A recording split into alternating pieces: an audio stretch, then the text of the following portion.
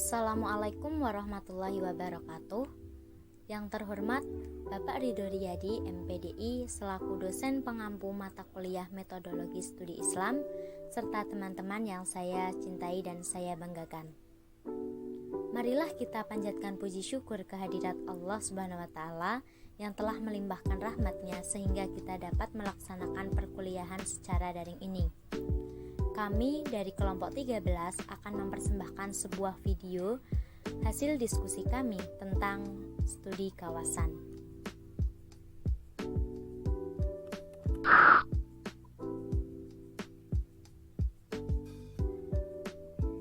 Sebelum itu kami akan memperkenalkan anggota kelompok kami.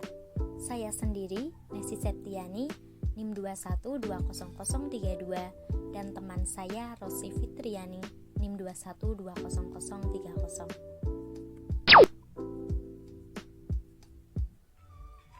Sebelum memaparkan materi, bagaimana sih studi Islam di Barat?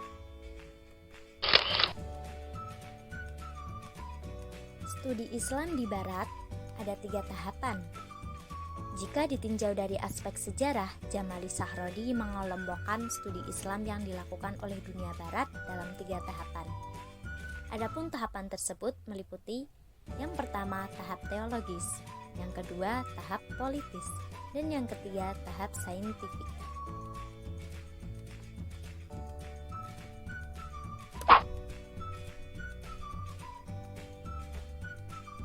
Tahap teologis. Pada tahapan ini tidak dapat dipungkiri bahwa agama Islam merupakan agama yang sangat cepat perkembangannya pada masa awal Islam. Inilah yang kemudian menimbulkan reaksi dari kalangan pemeluk agama lain, termasuk Kristen, sebagai agama yang ada lebih dahulu. Seorang teolog Kristen bernama John, asal Damaskus, pada masa dinasti Umayyah yang mengemban amanat untuk mempelajari Islam, baik dari sisi Al-Quran sebagai sumber utama Islam maupun sumber-sumber lain. Usahanya didukung dengan kemampuannya berbahasa Arab dan bahasa Yunani serta keluasan penguasa Islam pada masa itu yang memberi ruang terbuka bagi perdebatan teologis. Hasilnya, Joh menganggap Islam sebagai agama yang mengandung 1001 ajaran murtad.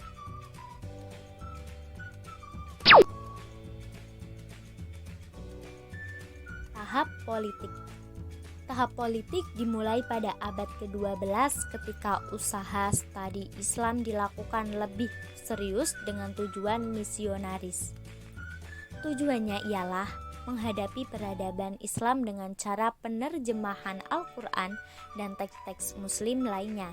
Disebabkan oleh kuatnya pengaruh studi Islam pada masa awal, tahapan ini juga masih diwarnai dengan unsur teologis berupa mempertahankan keyakinan Kristen.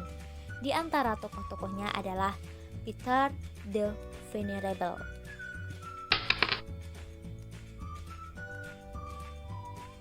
Yang selanjutnya adalah tahap saintifik. Studi Islam dalam tahap saintifik dimulai pada abad ke-19, yaitu ketika sikap kalangan Kristen dalam studi Islam mulai dihubung-hubungkan dengan kesesuaian agama Islam terhadap fenomena sosial yang terjadi di masyarakat. Ketika itu, kekuasaan Islam mengalami penurunan drastis. Hampir seluruh kekuasaan Bani Utsmaniyah berada dalam kontrol kolonialisme bangsa-bangsa Barat. Studi Islam pada masa itu diwujudkan dalam bentuk kajian masalah-masalah ketimuran atau Oriental Studies. Lalu, di mana saja sih pusat kajian keagamaannya?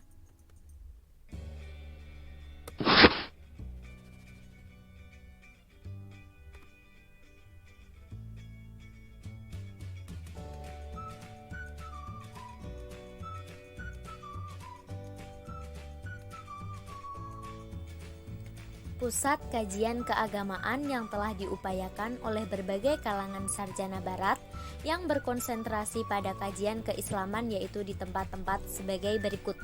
Yang pertama, Pusat Kajian Keislaman di Kanada. Kajian Islam di Kanada pertama kali dilakukan di McGill University dengan tokoh utamanya Wilfred Cornwall Smith. Gagasan utama dibukanya kajian ini adalah banyaknya konflik yang ditimbulkan oleh isu agama. Yang kedua, kajian Islam di Amerika. Di Amerika, studi-studi Islam pada umumnya memang menekankan pada studi sejarah Islam, bahasa-bahasa Islam selain bahasa Arab, sastra, dan ilmu-ilmu sosial berada di pusat studi Timur Tengah atau Timur. Yang ketiga, kajian Islam di Belanda.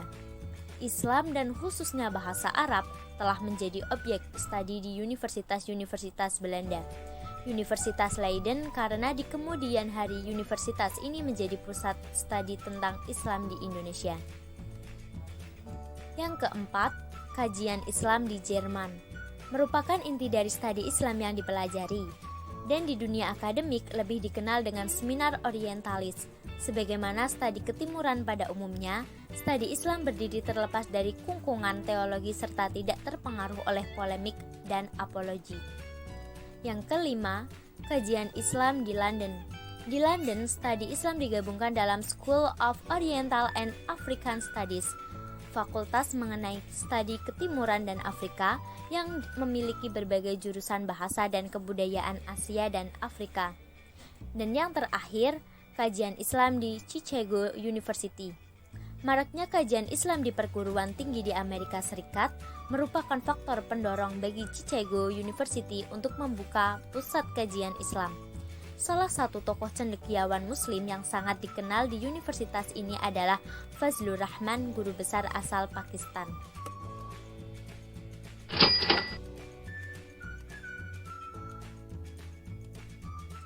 Studi Islam di dunia Islam. Pusat-pusat studi Islam di dunia Islam antara lain adalah sebagai berikut. Yang pertama di kota Mekah dan Madinah. Yang kedua di kota Basrah dan Kufah. Yang ketiga di kota Damsyik dan Palestina. Yang keempat di kota Fistat. Selain itu, ada madrasah yang terkenal pada masa pertumbuhan Islam. Di antaranya adalah yang pertama, Madrasah Mekah. Yang kedua, Madrasah Madinah. Yang ketiga, Madrasah Basrah. Yang keempat, Madrasah Kufah. Yang kelima, Madrasah Damsyik. Dan yang keenam, Madrasah Fistat.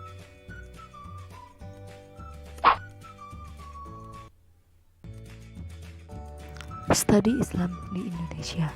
Periode studi Islam di Indonesia terbagi menjadi 4, yaitu 1. Periode kekuasaan kerajaan-kerajaan Islam. 2. Periode penjajahan Belanda. 3. Periode penjajahan Jepang. 4. Periode kemerdekaan.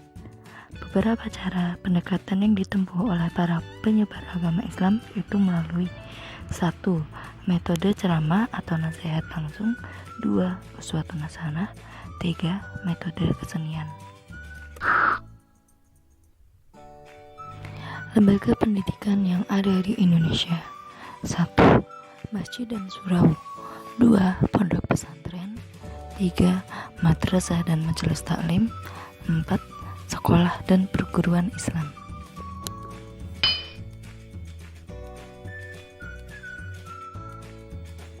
Perkembangan keilmuan era kontemporer.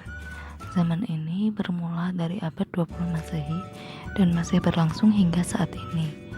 Zaman ini ditandai dengan adanya teknologi-teknologi canggih dan spesialisasi ilmu-ilmu yang semakin tajam dan mendalam.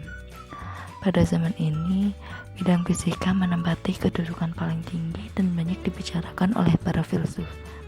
Sebagian besar aplikasi ilmu dan teknologi di abad 21 Masehi merupakan hasil penemuan mutakhir di abad 20 Masehi. Perkembangan ilmu di zaman kontemporer berarti menggambarkan aplikasi ilmu dan teknologi dalam berbagai sektor kehidupan manusia. Itulah salah satu karakteristik utama ilmu di zaman kontemporer, yang dalam kerangka umumnya sekaligus menjadi persamaan sifat perkembangan ilmu zaman kontemporer. Hal ini tidak saja terjadi di lapangan ilmu eksakta, tapi juga ilmu-ilmu sosial dan juga keagamaan. Zaman kontemporer sangat kental dengan inovasi motivasi teknologi di berbagai bidang.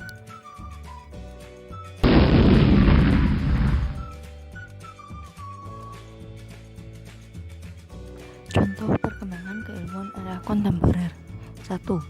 Santri, priyayi, dan abangan. Tiga lingkungan yang berbeda yaitu perdesaan, pasar, dan kantor pemerintah yang dibarengi dengan latar belakang sejarah kebudayaan yang berbeda telah mewujudkan adanya abangan yang menekankan pada animistik, santri yang menekankan aspek-aspek Islam, dan priayi yang menekankan aspek-aspek Hindu. 2. Teknologi rekayasa genetika. Pada tanggal 23 Februari tahun 1997, Dr. Ian Wilmut dari Pertama dengan Kelahiran Mumbai yang diberi nama Dolly, teknik yang digunakan oleh Dr. Wilmut dikenal dengan alih inti sel somatik, yaitu mengambil inti sel somatik domba jenis tertentu seperti misalnya domba A untuk kemudian digenikasikan ke dalam sel telur domba jenis yang lainnya. 3. Teknologi informasi. Komputer telah mengubah wajah peradaban barat modern secara drastis sejak tahun 80-an. Pada awalnya komputer dikenal sebagai otak elektronis yang mampu melakukan bermacam-macam kegiatan dengan tingkatan kesulitan yang berbeda-beda.